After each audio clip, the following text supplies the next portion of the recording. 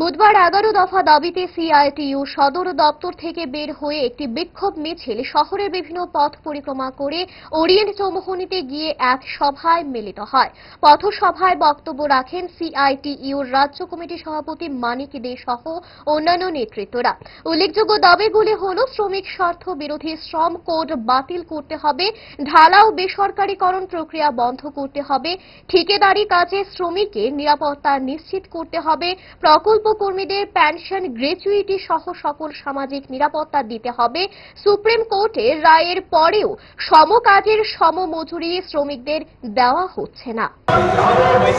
আসার পর তৃতীয়বারের জন্য আমরা ভেবেছিলাম মানুষ তাদের সাইজটাকে ডাউন করে দিয়েছে, একদম ছোট করে দিয়েছে। এর থেকে তারা শিক্ষা নেবে। একক নিরঙ্কুশ সংখ্যাগরিষ্ঠতা পায়নি।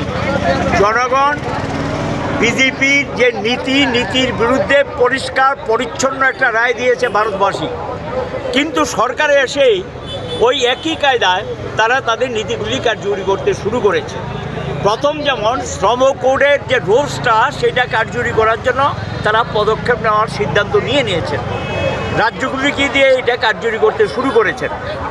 সারা ভারতবর্ষের ঠিকা শ্রমিক একটা প্রথা শুরু হয়েছে এবং এই ঠিকা শ্রমিকের নামে মানুষের উপর অত্যাচার চলছে। 18 ঘন্টা 12 ঘন্টা কাজ করায় মজুরি দেয় 7,000, 8,000, 10,000 টাকা। এতে তাদের শ্রমটাকে চুরি করছে সরকার, রাজ্য সরকার, কেন্দ্রীয় সরকার বিভিন্ন এই সমস্ত এগুলো করছে।